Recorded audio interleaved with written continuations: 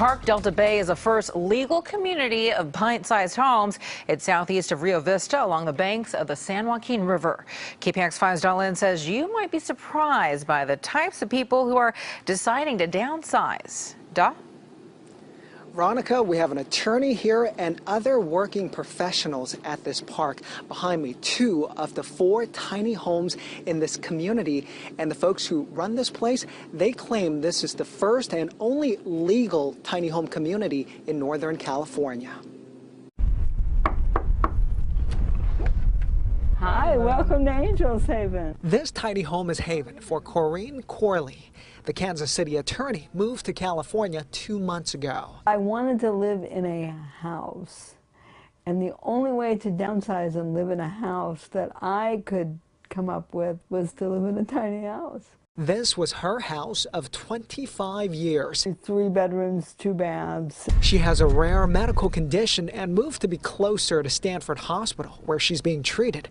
But buying a house near Palo Alto wasn't an option. This is my living room and bedroom. So she spent $38,000 to have this 200-square-foot home built and delivered to Park Delta Bay, a tiny house community 30 minutes east of Antioch. Tiny living is not for everybody. A lot of people, for example, wouldn't want their whole life exposed. You come into my house, this is where I sleep, that's where I work. Corinne believes less means more. So does her neighbor, Lola. Real estate market is pretty crazy out here, so I figured the tiny house was a good solution for me.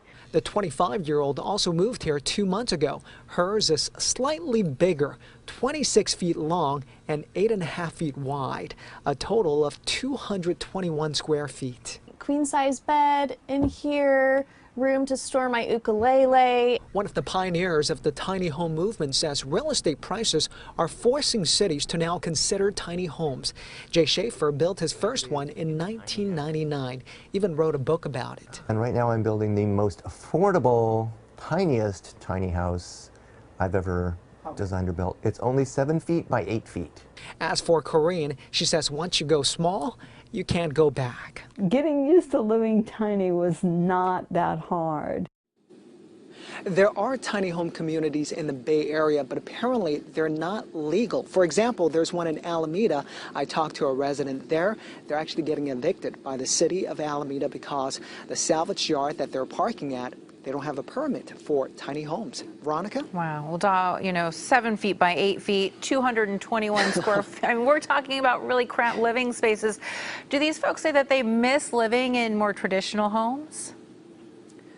They don't. They actually love it. For example, Corinne, her closet was bigger than her current tiny home right now. She says one thing that she does miss is the ability to host family and friends. She used to do Christmas parties, hosting dozens of people.